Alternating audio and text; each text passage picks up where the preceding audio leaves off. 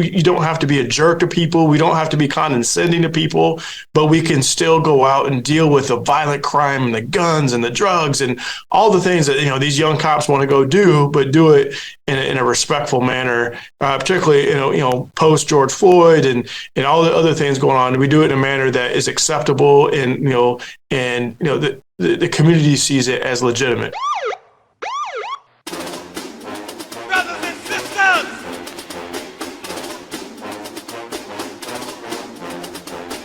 brothers and sisters, I don't know what this world is coming to. You're listening to the Black and Blue Podcast, a discussion and celebration of the roles of African Americans and other minorities in U.S. law enforcement. Your host on the Black and Blue Podcast is Dale Peters, a law enforcement professional with over 20 years experience in the business. Hop on board this Black and Blue train of interviews, current events, and pop culture conversations. So get ready. The Black and Blue Podcast is coming at you right now. What up, Black and Blue fan? Welcome to the Black and Blue Podcast, where we celebrate diversity in U.S. law enforcement. My name is Dale, and I'm the host. Thank you for joining me for this episode. Y'all know I really appreciate the love and the feedback. Before we get going here, let me first ask you to please click those like, subscribe, and bell icons right down here on my YouTube channel. And leave a comment down below too, and let me know what you think about this show and this episode. If you listen to me on your favorite podcast platform, please rate the Black and Blue Podcast 5 stars. And finally, make sure you check me out on any one of my social media pages for even more content. You can find me everywhere at Black and Blue US. All right, now, so with that out the way, let me get to it. My guest today is a detective sergeant with the Seattle, Washington Police Department. He's assigned to investigate crimes against our most vulnerable citizens, those being our kids. So Black and Blue fam, help me welcome to the show, Sergeant Brandon James. How you doing, sir? I'm doing well. Thank you for having me on Black and Blue. It's such an honor to be here. It's an honor to have you on. What's going on with you out here today in Seattle? Today's actually my first day back from a wonderful vacation that I had last week in Mexico. And if people know Seattle, they know it for its grayness and its rain. And so to get away in February and go experience that 80-degree weather in Mexico was absolutely wonderful. But, you in California, you guys get it all the time. But you know what? We got that Seattle, Washington weather right now. I mean, it's gloomy and cold. It was even snowing over the weekend. Crazy. Yes, I had heard that Southern California is not looking too good the past week. No, that's climate change, right? Before you know it, you guys gonna be warm and we gonna be the cold one. So yeah, right. Yeah. So I mentioned in the intro there that you are a detective sergeant with the Seattle, Washington PD. How long have you been there? I've been with Seattle PD for about 24 years. Crazy to think about, but it's been 24 years. And then in this assignment, just about 3 years, just knocking on 3 years. Okay, so we'll talk about the assignment here in a minute, but you're a lifer there, huh? I'm a lifer. It's been a crazy ride. As people in law enforcement know, it goes by super fast, right? I was like, where did 24 years go? And, probably even so much more is that it's crazy because, people are coming to me like, hey, we want to know your opinion. What do you think? Almost talking to me like I'm one of the old dogs. I'm like, wait a second. How did I become one of the old dogs? You are one of the old dogs. You are. Like, how did that happen? That's so quick. Like, just felt like yesterday. But and that's what I'm really focusing my career on now, especially in this area of change, and that we need to change in law enforcement, and using that influence and that experience to bring about change, at least here in Seattle. Yeah, Seattle was in the news, like everyone was a couple years ago during the protests and all that, and the changes that took place up there in Seattle. So, what was your thoughts, when all that was going down up there in Seattle? It was probably, the most challenging time in law enforcement, and and then 20 plus years. Just being a black law enforcement leader, and going through that, and at that time I was in charge of anti-crime teams, which for us, and most agencies have them, is a street level enforcement light tactical team. So it's not the SWAT team, but it's kind of like baby SWAT, light SWAT, if you will. Not detectives, but detective light, and so it's that that umbrella team that was out there addressing a lot of the protests and the riots, and really engage with that, and somewhere in the middle of all the protests and riots, I transitioned to my position here in ICAC. But early on, it was difficult. As a matter of fact, it was my team's actual vehicle that a lot of people see that was burnt. It was lit on fire, and 2 rifles were taken from it. That was my team. Oh, wow. Yeah, we've seen a lot of changes. I've got like 25 years in the profession as well, so we've seen a lot of changes from the beginning. The late 90s is when I started, all the way up to today. So yeah, it's a trip. It's a trip, but we need more leaders to come in behind us, and now's a great time to start doing that. Yeah, absolutely. I mean, and that's the thing, is that, we got this, both of us 20 plus years in, and, even if you're not a positional leader, and I tell folks all the time, I mean, you can be a non-positional leader, and really, in my opinion, the non-positional leaders oftentimes have more influence on, the morale and the direction of, how we're going to do things. But, really reaching out to folks that have 15, 20 plus years on, but may not be the chief or the sheriff or at a high level command position, but are interfacing with our officers on the street, because morale right now, at least for us, is a challenge. Yeah, absolutely. And so we need positive folks. I like to say I'm positive, to get out there and make a positive impact, not only on our troops, our officers, but also on the community. Yeah. It's great that you said you don't have to be a positional leader in your department to influence change and morale and all that sort of stuff. I'm not a positional leader. I'm one of the senior guys in my department, but I'm an FTO, so you could kind of say that I'm a positional leader at that point. But one reason why I joined this profession is to kind of show, at least under my watch when I'm there, that nothing unsultry is going to happen to anyone, let alone anyone of color. And when I've got trainees with me, they if they've never interacted with African American before, now they get to interact with one in the car for 12 hours a day for a whole month, 6 months or so, and then they get to get that interaction and talk with me, just talk to me real, and then they can take that out into the field as well. Likewise. So, it talked about being a sergeant of the anti-crime team, and we have 5 different precincts here in Seattle. I had the fortunate opportunity to supervise 2 of those precinct anti-crime teams, and it's typically teams of 6 to 8 officers who are, some of the most hard-charging, aggressive officers. And it just so happened that the first team I was on, did not have any officers of color on it. Did have 1 female, and then the second team, I had a female of color on it, and so.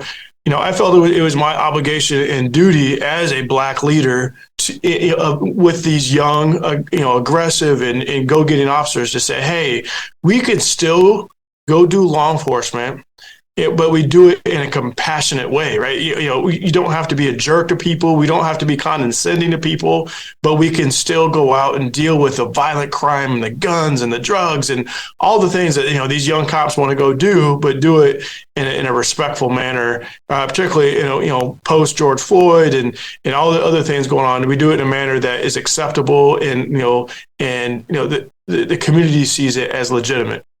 Yeah, absolutely. And from gathering from the description that you gave about that team, it sounds kind of like it was like that Scorpion team out in Memphis.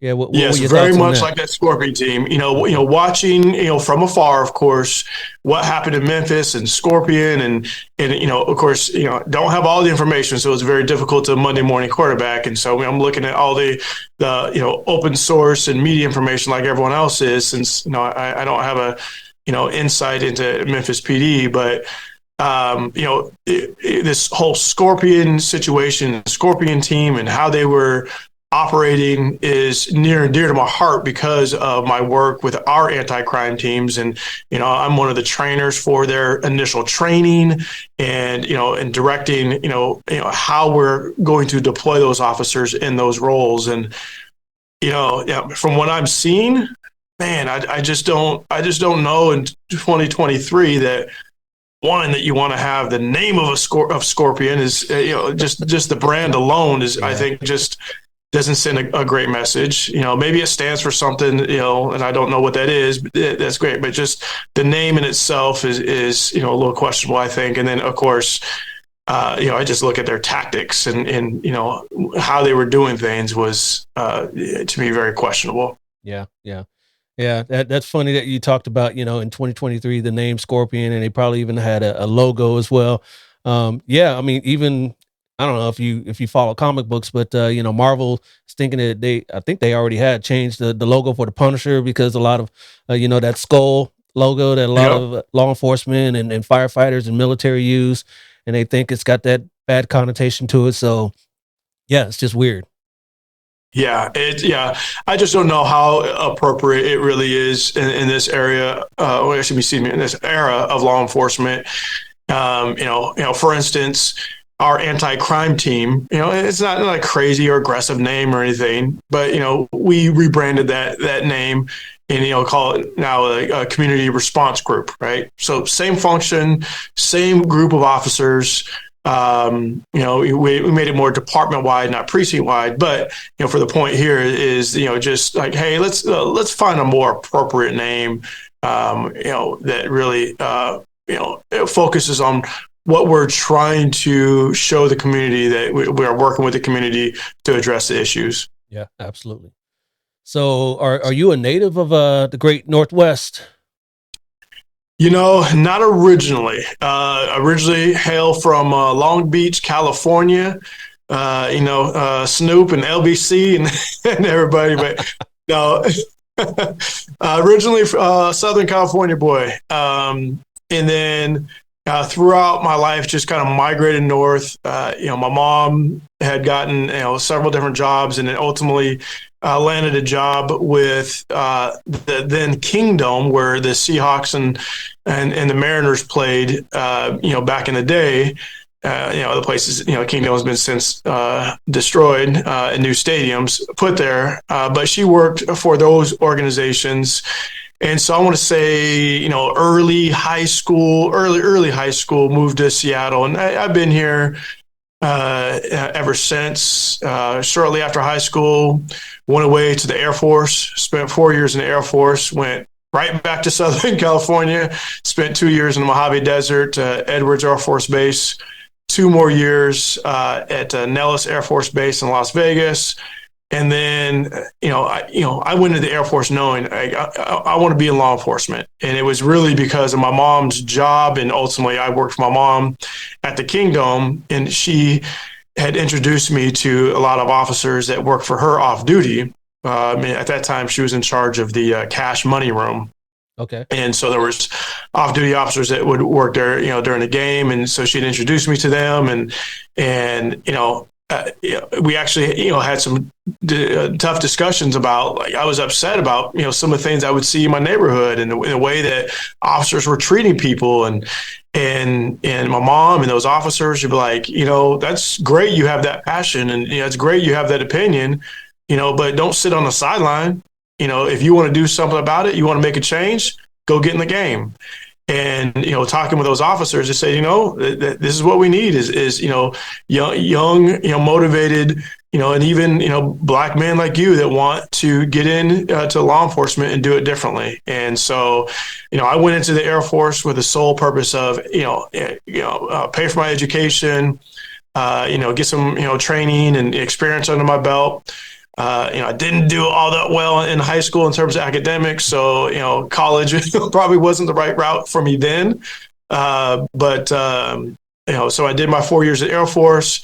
I tested with LAPD and got hired with the LAPD and sort of started an academy. I had also tested with Seattle PD and decided to come back home and, been here ever since. And, I've had a crazy career. I've gotten to do some amazing work, and we can talk about some of that. But it's been a crazy ride, and I never would have thought being the kid in my upbringing that I'd have the opportunities that I've had with Seattle PD and some other ventures and work that I've been able to do. Yeah. I want to get up to Seattle. I went up there once for work, so I wasn't really able to get around and look around. But it is really pretty, and I've been meaning to get back up there. How big is the city? Do you know?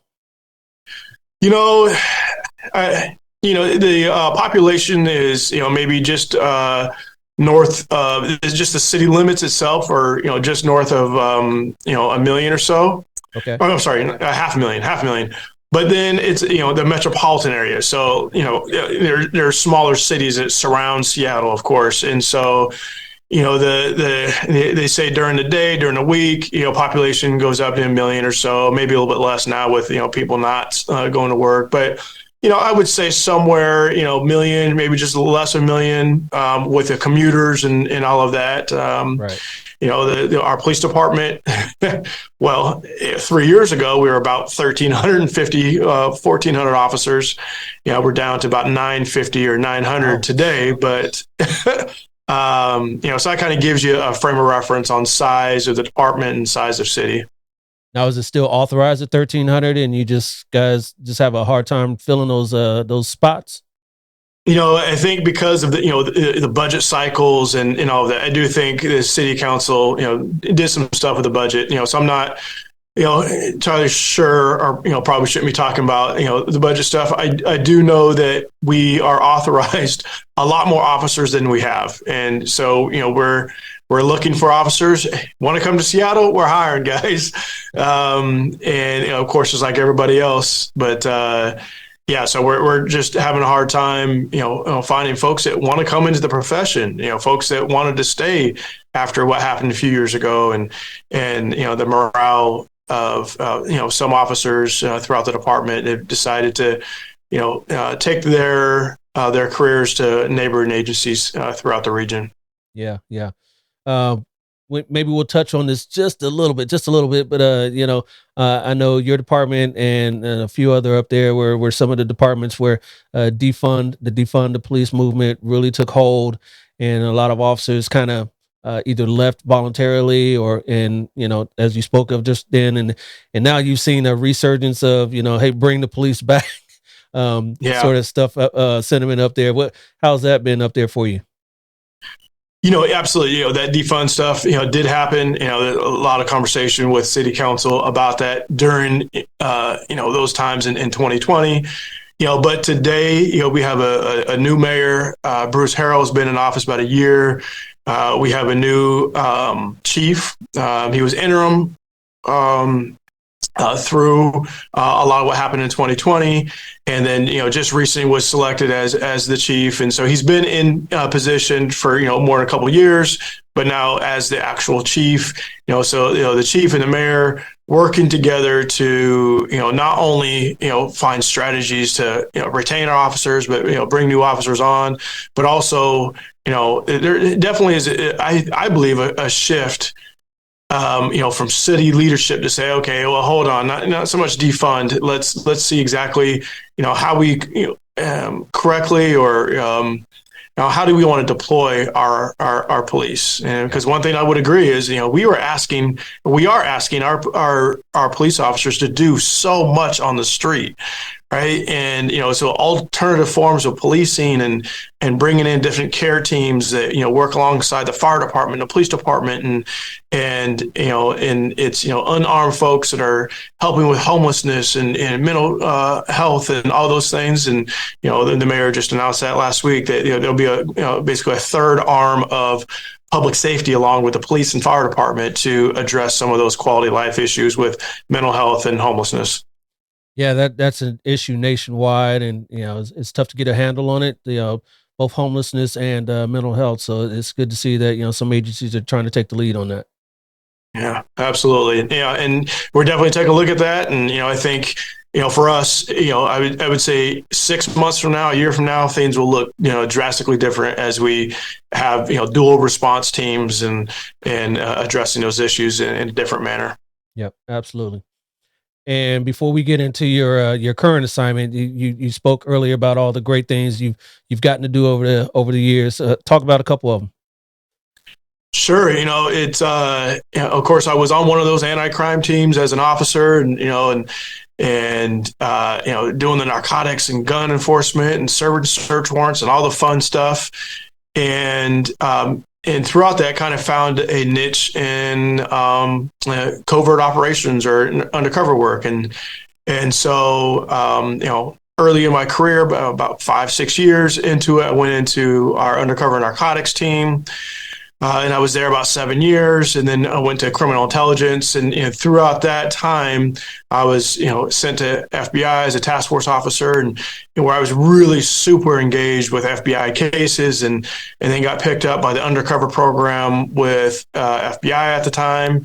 And so I would travel the country, even internationally, on behalf of the FBI, doing all sorts of stuff. So, national security, public corruption, of course, guns and drugs and, that kind of stuff. But, just those opportunities were crazy. Like for instance, part of that is the FBI and the State Department had sent a bunch of us, but I was part of this group that went to Uganda, Africa, to train Ugandan and Kenyan police, investigative and undercover techniques. And, it was just a great opportunity to, go over there and really see what is happening, not only just law enforcement wise, but just personally. I mean, it just really gives you a new found respect for, how we live here in the States. It's, one of my students over there, he was equivalent of a police captain. His wife was a prosecutor. So for them, they were doing well by their standards, but they took me to their village, and because they were doing well, they lived higher in the village, and that kind of for them designates where you live in the village is your status in the village, and they lived higher in the village, but still it was a clay and grass hut and open sewage running right in front of their door, and wow. and it was just an eye opener. But it was just those kind of experiences. And then, of course, the casework of not just doing Seattle PD street level stuff, but, federal level stuff too, and traveling all over the country it's been some amazing experiences that and then opened up other doors for other business ventures and off-duty stuff with, ESPN and University of Washington Husky football and athletic program and doing consulting stuff for those entities. And so it's been a crazy ride. It's been fun. Yeah. Sounds like it, man. It sounds like a fun career, and you got to travel the world and travel the nation, and, no regrets there, right? No regrets, and so when people talk about, well, I'm leaving Seattle PD because of this or that, or, I'm upset because of city council, I'm upset because of, the way that people don't support us. And, for me personally, I'm like, I can't do that. The department's been good to me.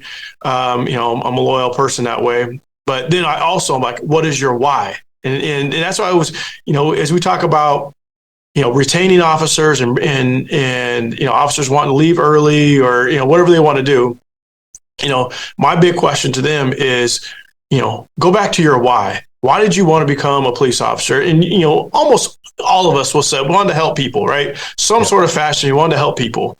And, so I always remind people, it's like, was your why to make a mayor happy, because, through our career, we'll have several mayors. Was your why to make city council members happy? Once again, throughout your career, you'll have dozens of different city council folks who may like you, may not like you, may support you, or otherwise. I'm yet to have found a police officer that their why had to do with city leadership or county leadership, right? Right. Their why is the people. And, it's like, I always remind people, go back and readdress, what is your why? And, refocus on, all that nonsense that has happened in the media and all the negativity. Go back to what is your why? And if your why is because, you want to be at your agency to, make a positive impact, then, focus on that. Yeah, absolutely. And you'll see that, the communities do, respect us and want us out there. So if you get out there and do the work, you'll see that, and you don't have to pay attention to, all that negative stuff in the media and all that.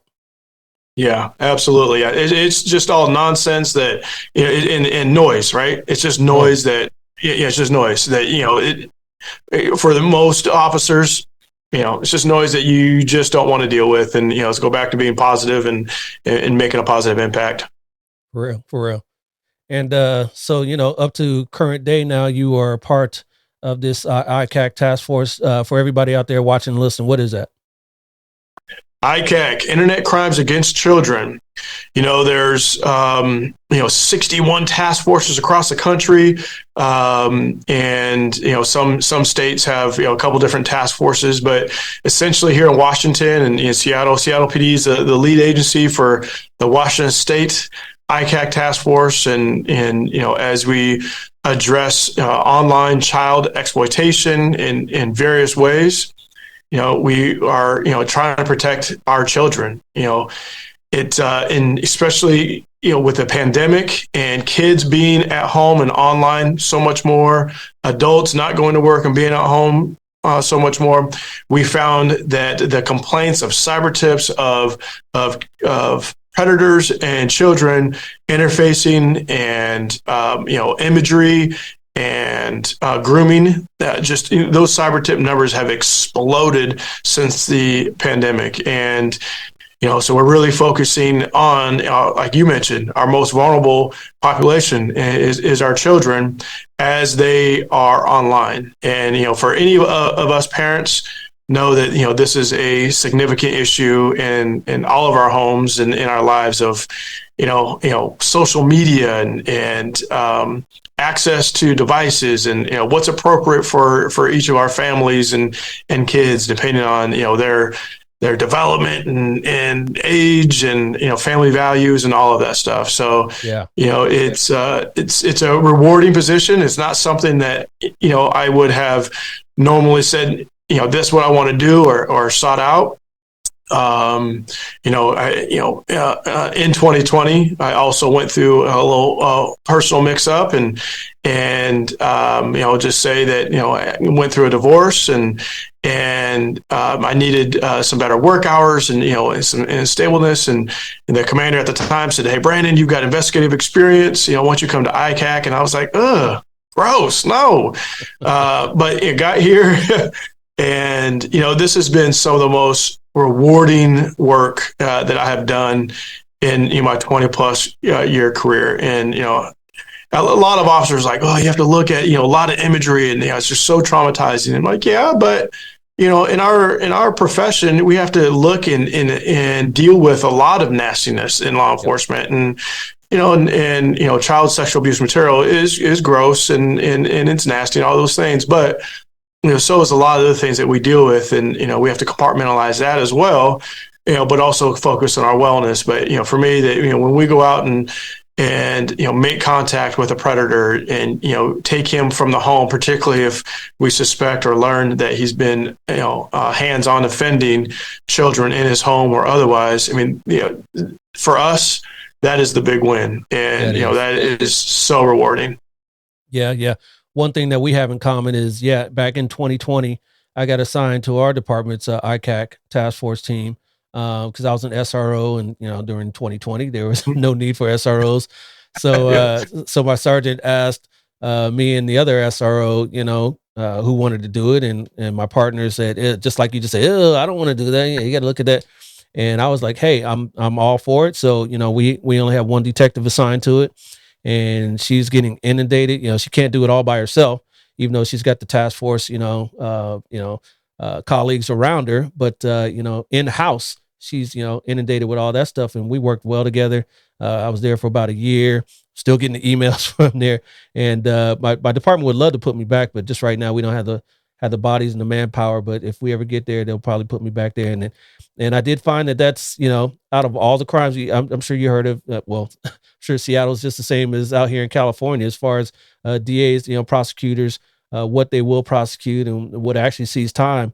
Offenders of ICAC crimes, CSAM material, they actually see time. Right, because what prosecutor is not going to prosecute those cases, right? Yeah. Same thing. Like when you're talking about defunding, police departments and whatnot. What city leader is going to say, "Oh, we're going to defund ICAC," right? Nobody's is going to want to go out on a limb and say, "Yeah, we're not going to charge those crimes. We're not going to fund that work." And so it is nice to be in this area of law enforcement because we still get the resources that we need. It's always nice to have more resources, right? I could use a ton more bodies. I could use a ton more of money for software and hardware and all that. But it is an area where, like you mentioned, the prosecutors like, yes, we will charge those crimes. And city leaders, have not made any mention of coming after our budget. Yeah, I mean, when we got guys that that I've worked cases that got 3 to 5 years on possession, possession of images, and you can't get 3 to 5 years on possession of dope or guns, pretty much anymore. So yeah. Especially in California where you're at, and Washington, Oregon. I mean, they call it the left coast, I guess. Yeah. For us here in Washington, simple possession was decriminalized, and it's working its way back through the courts, and making a gross misdemeanor and all those things. But so these are one of the crimes that for certain is being prosecuted and being looked at. And the great thing is, we have an embedded prosecutor that not only are we getting state charges, but our embedded prosecutor is federally deputized as a special United States attorney. And so if it's appropriate, she's right here with us in our office, boots on the ground, where she's like, this is a little more significant. Let's take this federal and ensure that, this individual does get significant amount of time. Yeah. That's awesome. I want to bring you back up real quick. I just noticed something when I'm looking at you and your box right there, and then my little logo right there. It kind of looks like you. That's me, but it looks like you. Just kind of. Yeah. Wait a minute here now. I gotta get that artist rendition a little edited there, especially since I got. I like your artist. I might need to steal a little logo. I like your artist. Yeah. I didn't have facial hair back then when I got that logo made, and our department we just authorized it a couple years ago, so a couple guys now are wearing facial hair, me included. So I've always wanted it. We just made that shift as well. Just recently, start of the year is officers were allowed to have facial hair, and uniform standards were relaxed. And I'm a military guy, so I kind of went back and forth with it. But I've also been working in the undercover covert world where I've had full beards, and especially some of the kind of national terrorism stuff I was doing, almost required it, so I get why departments are going to it, because it's kind of just the norm within, as we are recruiting this younger generation who are just used to this facial hair and tattoos and all that, where police departments, hey, we need to have our policies match that of who we're trying to recruit into the police department to match our communities, right? And so, I've become more on board with, facial hair and relaxing some of the standards when appropriate. But, so I go back and forth, like you, facial hair and just, I had court this morning and I know that this federal judge I was with this morning, I know him, and I just know that he likes a very clean presence. So I chose to shave this morning. Yeah. And we were talking about tattoos as well. I remember, when everyone had to wear the sleeves if you wore tats, and they weren't even, obscene or anything, but that's just, how policies were. And like you said, it's 2023 and we've got to kind of conform to what, society is allowing now, because tats aren't taboo anymore.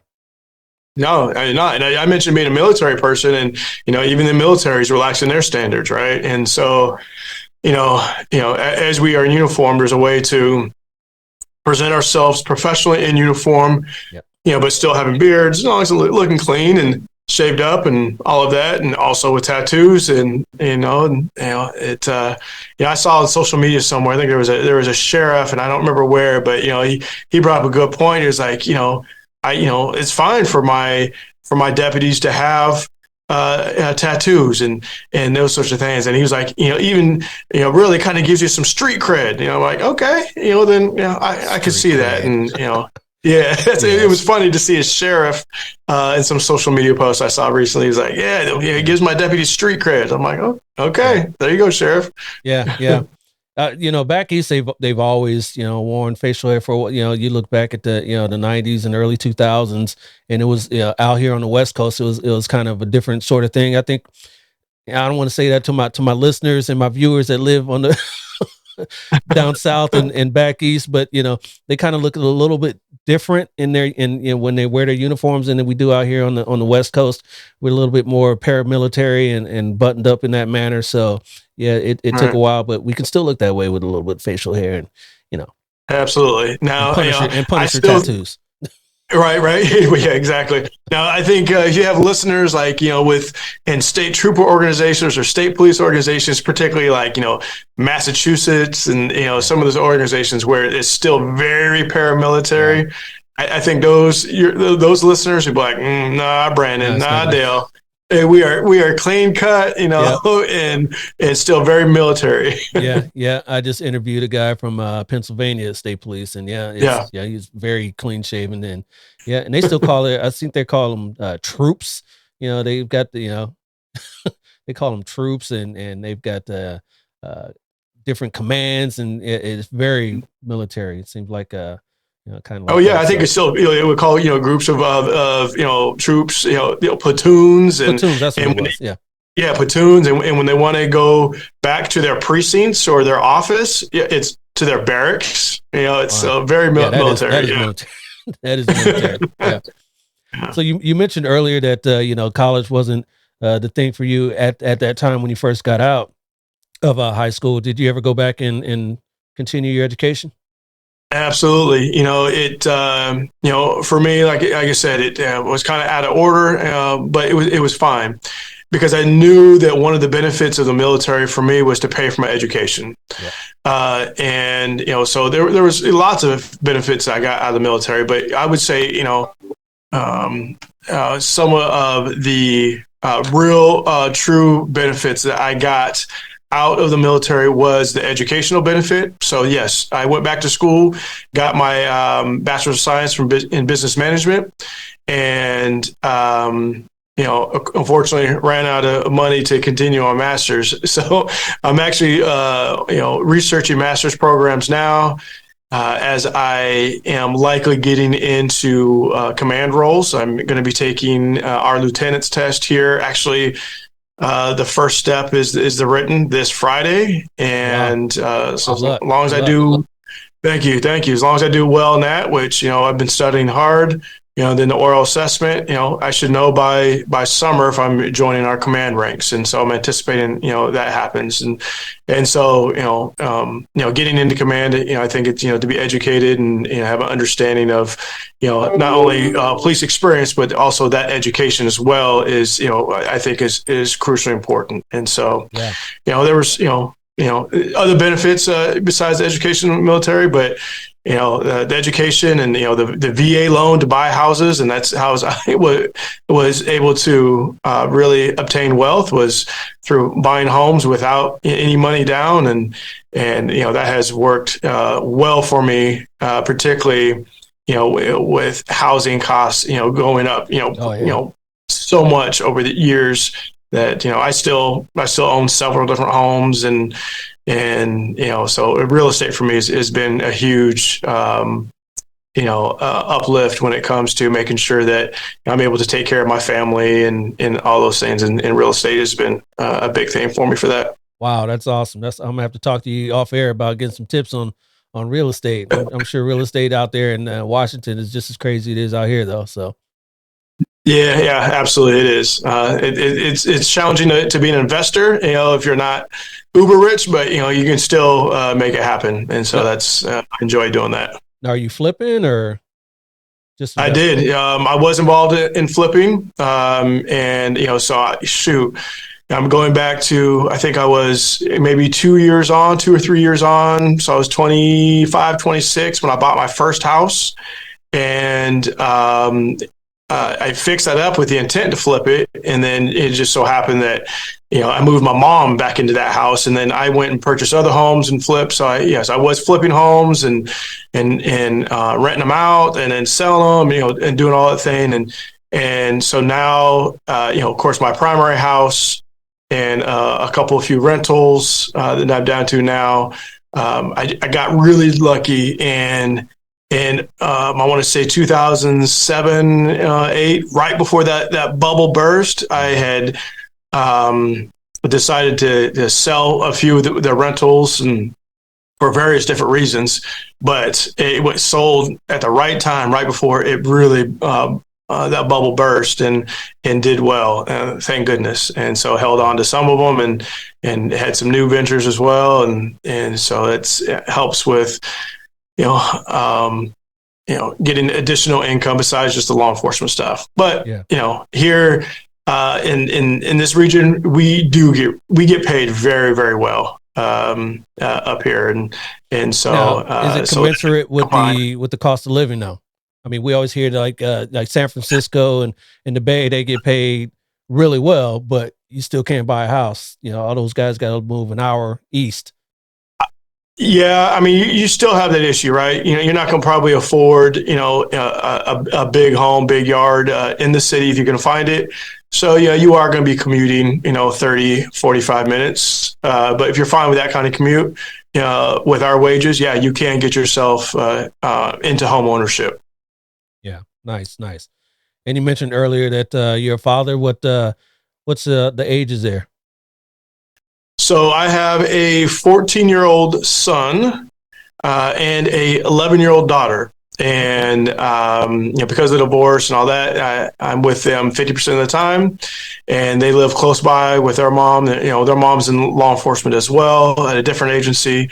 And, so it's, I love being a father, I love my son, don't get me wrong, but I love being a girl dad. Like, me and my daughter we are so close. Like I said, of course, me and my son we get after it too, but, being a girl dad is so much fun. And, she's my mini me, and, and in looks and in personality. She has a very outgoing personality, and the bigger the show, the bigger the audience, she loves that. Yeah. And then his looks as well is because my daughter has alopecia, and so she's bald. And so she's a 11-year-old bald girl, but that does not deter her one bit. She is strong as can be, and people around her know her to say, Kennedy is all sass and all that, and attitude times 5,000. And so it's one of those things as a parent.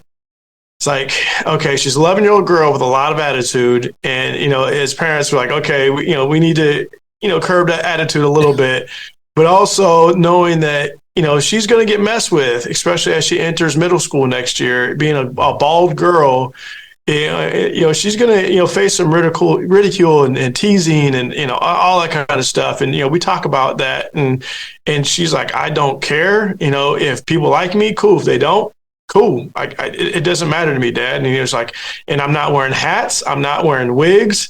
I'm not doing any of that. This is who I am. I love the way I look. She's like, I'm beautiful. I'm like, girl, yes, you are beautiful. And she just kills it at life. And, those days that, I'm feeling a little down or, I'm just like, oh man, I just had a rough day. Just, turning to her for that inspiration and looking at her, what she's going through is, that's what inspires me every day is those two. Yeah. That's awesome. That's awesome. And do either one of them want to look to go to in law enforcement like mom and dad? My daughter Kennedy, no, she wants nothing to do with that. She wants to be a teacher, and she's dead set that she wants to be a teacher. There was a second grade teacher that really impacted her, and ever since then she's like, I am going to be a teacher. Dad, you're paying for the college, and I'm going to go be a teacher. It's like, okay, sweetheart, all right, well, we'll get that set up. And so she has not moved from that whatsoever. Even so much so as like, she's already planning to be a babysitter, here the next year or so, and then a nanny and all these things, all set to be a teacher. And my son, he's 14 years old. When he was younger, he was always about firefighters. That boy loved him firefighters. Which is, it's okay. I'm not mad at him for that. He's not so much with that. He's into football and stuff now. So, now his big thing is, I want to play D1 football. I'm like, okay, well, if you want to play D1 football, you better get better than D's in school. And so we working on that. Awesome. So we'll see. He hasn't really decided. I am introducing the idea of, military to him, just, for that exposure and travel and really help with my pocketbook of paying for some of that college. Yeah. Wow. All right, that sounds awesome. You sound like you got some pretty good kids there, and they still got time. They're only 14 and 11, so they got a long way to go. But it'll be here before you know it. I got two in college right now, so. Oh, do you? Okay. Yeah, all right. So, trust me, it's good. It's good. I love that they're following their dreams and getting some education out of it. From what they've seen from their mother and me. So. Love that. Good. That's awesome. Now, what field are they going to go to? Well, my son, my oldest, he goes to UC Riverside and he wants to get into medicine. So that's what his plans are. And my daughter's a freshman over at Howard, and she's still trying to figure it out, and she's looking at education. Howard, good for her. Yeah. Nice. Yeah.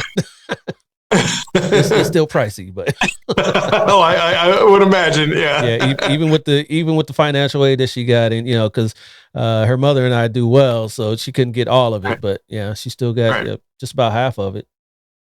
Yeah, it's still spendy, it's still expensive, so but she's doing well. So all right, Sarge, hey, I appreciate you coming on and sharing some insight of all you've done in your career and what ICAC is about, and trying to bring more people that look like us into the profession, be the change that you want to see and all that sort of stuff. But hey, you're not done yet. Here on the Black and Blue podcast, we do something here. It's a little game here. Let me get that started for you. And this is black or blue, black or blue, black or blue, black or blue, black or blue, black or blue. Come on.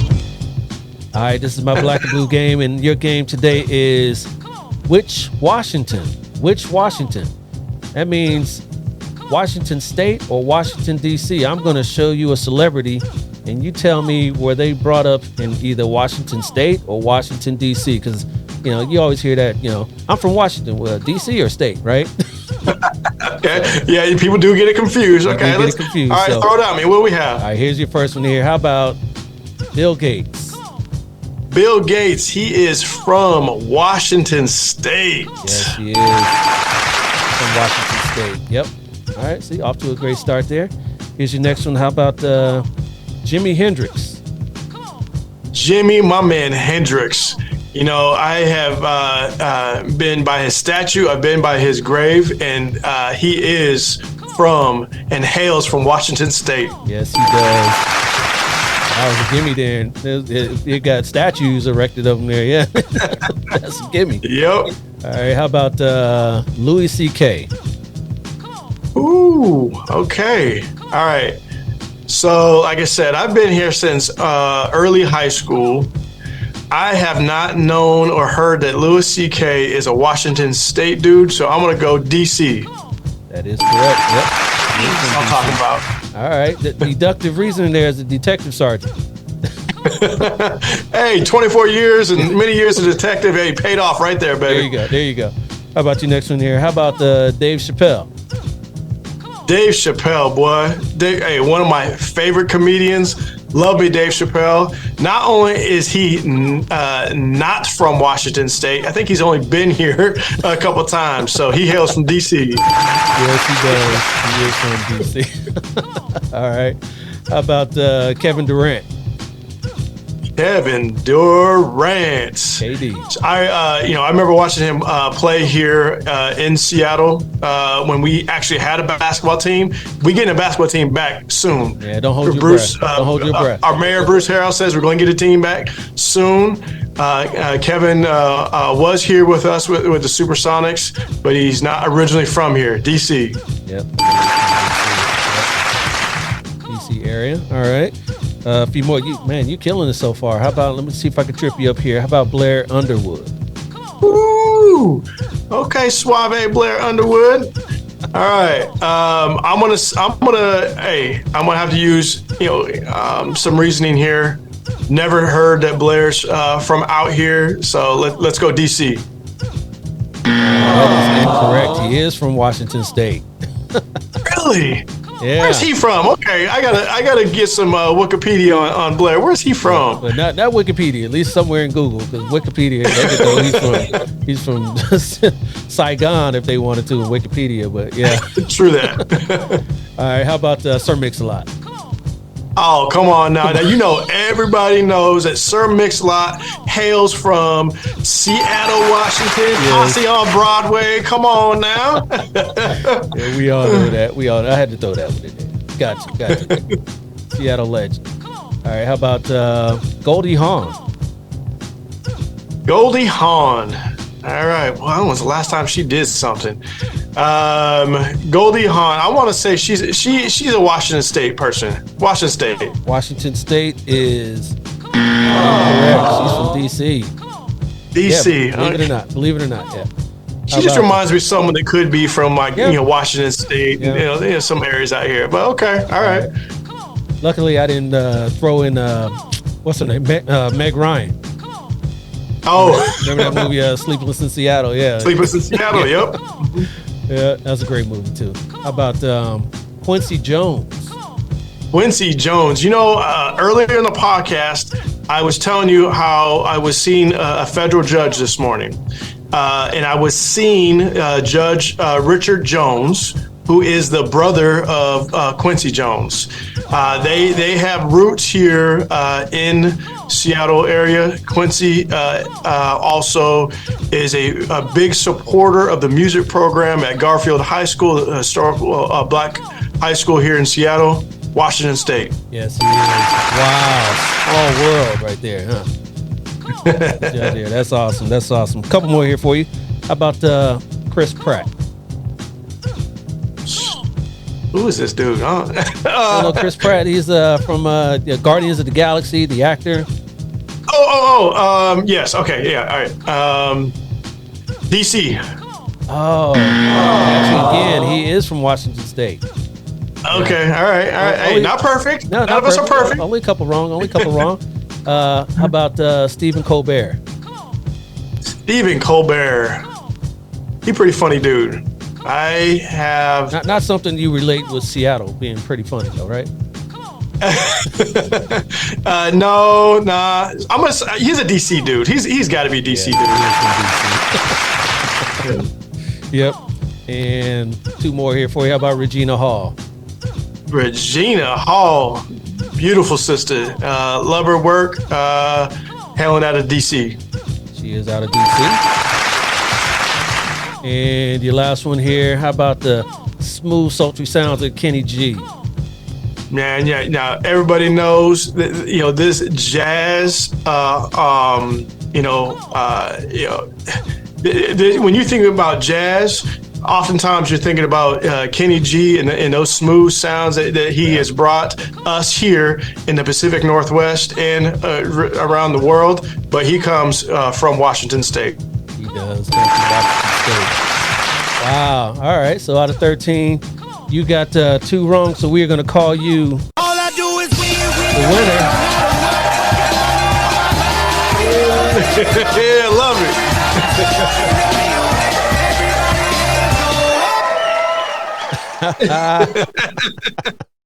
That's awesome. That's awesome. You got most of them right. A couple tripped you up there, but man, you know you're Washington natives, don't you?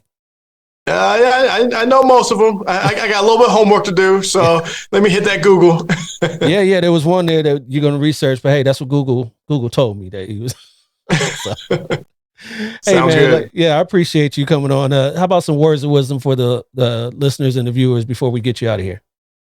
Absolutely. What I like to close with is, to the listeners, to, everybody in law enforcement. This is some of the most difficult times that we've been facing, particularly in the last few years. And, now more than ever, it's time for all of our executive leadership, our positional leaders, our non-positional leaders to really identify the direction that we want our individual police departments to go, but working with our communities, to identify, what makes us a credible law enforcement agency using, legitimate police practices that is accepted by the community. And that means that we're going to have to change what we do and some sort of fashion and how we respond to communities, and listening to everyone within the police department and your organization, but also really listening to the community as well. And for all of us working together,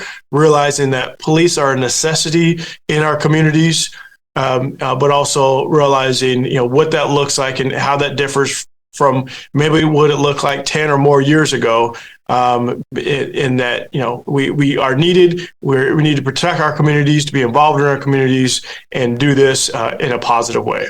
And I'm just looking forward to, the direction that, police departments are headed. And, don't be afraid to step out of the box, and don't be afraid to lead, the agency into a new generation and new practices and new policies, because that's what's coming and that's what's needed. And I'm looking forward to that for law enforcement. Facts. Love it. Love to hear that. Great job there, Sarge. I appreciate you coming on and blessing us with your knowledge. And hey, you stay up safe up there and warm up there in the great Northwest. Yeah. Stay dry and warm. We'll try to do the same down here. Sounds good. I appreciate it, Dale. This has been an awesome experience, and love chatting with you. And like I always, tell people when I finish up, thank you very much. But finally, God bless you. Absolutely. You take care, sir. And we'll talk soon. All right. Take care. All right. Another amazing interview with another amazing guest. Thank you, Sergeant James, for stopping by the show and sharing your story with all of us. You have a real tough job, sir, and I'll speak for all my listeners and viewers when I say what you do is greatly appreciated. If you guys out there enjoyed my conversation with Sergeant Brandon James, please let me know by leaving a comment in the section below and by clicking those like and subscribe buttons if you haven't done so already. If you listen to me on your favorite podcast platform, please rate the Black and Blue Podcast 5 stars. I'll be back real soon with another interesting and informative conversation with another minority in U.S. law enforcement. But till then, you know the phrase, stay black in blue. I'll holler at you. Peace. This has been a Maitre D' Entertainment presentation.